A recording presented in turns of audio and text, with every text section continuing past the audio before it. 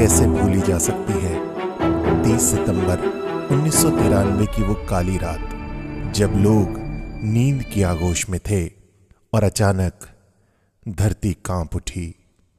महाराष्ट्र के लातूर व धाराशिव में रिएक्टर स्केल पर 6.1 तीव्रता वाले इस भूकंप ने मानो चारों ओर तबाही मचा दी थी। देखते ही देखते 15,000 लोग काल के गाल में समा गए थे और 113 गांव विनाश की असहनीय पीड़ा झेलकर हर दिशा में सहायता के लिए उम्मीद भरी निगाहों से ताक रहे थे। ऐसे में स्वयंसेवकों ने जन कल्याण समिति के माध्यम से सहायता का मोर्चा संभाल लिया। तत्कालीन अध्यक्ष अशोक के लिए ये परीक्षा की घड़ी थी। क्षतिग्रस्त मकानों में मृत्यु और जीवन एक साथ दृश्यमान थे। तास्तासुर, तोरंबा, राजेगांव, नारंगवाड़ी, समुदाल और किल्लारी में एकत्र हुए स्वयंसेवकों ने 70 गांव में 7,000 जीवित लोगों को मलबे से निकालकर प्रशासन के साथ मिलकर अस्पताल पहुंचाने का कार्य किया। वो संघ के संस्कार ही थे जिसकी प्रेरणा से गंदगी, बीमारी और दुर्गंध के वातावरण में भी ये कर्मवीर डटे रहे और मिट्टी खोदकर 1500 शवों को निकालकर उनका अंतिम संस्कार किया।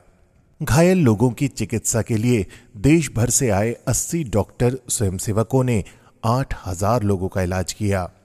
45 बड़े ऑपरेशन तो अकेले विवेकानंद अस्पताल में ही किए गए।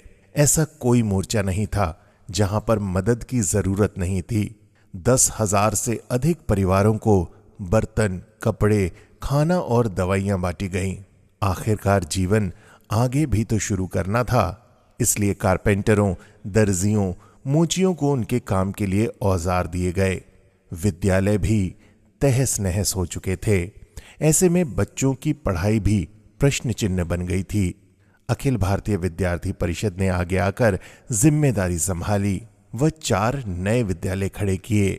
शुरुआत में कार्यकर्ता बहनों ने वृक्षों और तंबुओं के नीचे कक्षाएं लगाना शुरू किया। इतना ही नहीं, परिषद के 1936 कार्यकर्ताओं ने शासन से आ रही सामग्री को 17 गांव में वितरित करने का जिम्मा 1 महीने तक लगातार उठाया। आपदा के बाद बारी थी पुनर्वास की और स्वयंसेवक इसमें भी भला कहां पीछे रहते। रबी की फसल बोने का समय आ चुका था, पर किसानों के पास गुड़ाई और बोआई के लिए न तो बैल थे और न ही कोई यंत्र। ऐसी परिस्थिति में जन कल्याण समिति ने 5,000 किसानों को सूरजमुखी, गेहूं और ज्वार के बीज दिए। कुछ लोगों को गाय, बैल तो कहीं कहीं कृषि के औजार भी दिए गए। भूकंप के बाद क्षति के आकलन के लिए बीआरसी द्वारा किए गए सर्वेक्षण को विद्यार्थी परिषद के कार्यकर्ताओं ने ही पूर्ण किया। परिषद की ओर से युवाओं के लिए रोजगार प्रशिक्षण कार्यक्रम भी चलाए गए। सरकार ने पुनर्निर्माण के लिए चिंचोली गांव की जिम्मेदारी भी जन कल्याण समिति को ही दी। समिति ने महज 1 वर्ष में गांव में 125 घर, 1 विद्यालय भवन, ग्राम पंचायत घर, 1 पानी की टंकी और 2.5 किलोमीटर लंबी सड़क भी बनाकर दी। इतना ही नहीं, सन 1997 में भूकंप पीड़ित बालक बालिकाओं के लिए 5वीं से 10वीं तक का एक आवासीय विद्यालय एवं 2 हॉस्टल भी बनाए, जहां से आज पढ़ने वाले बच्चे जीवन में सफलता की कई सीढ़ियां चढ़ चुके हैं।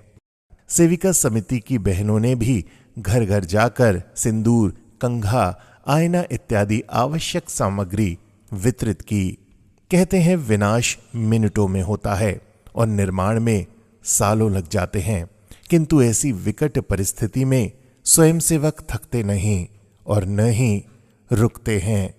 ऐसी ही सच्ची प्रेरणादायी घटनाओं पर आधारित वीडियो देखने के लिए हमारा चैनल लाइक, शेयर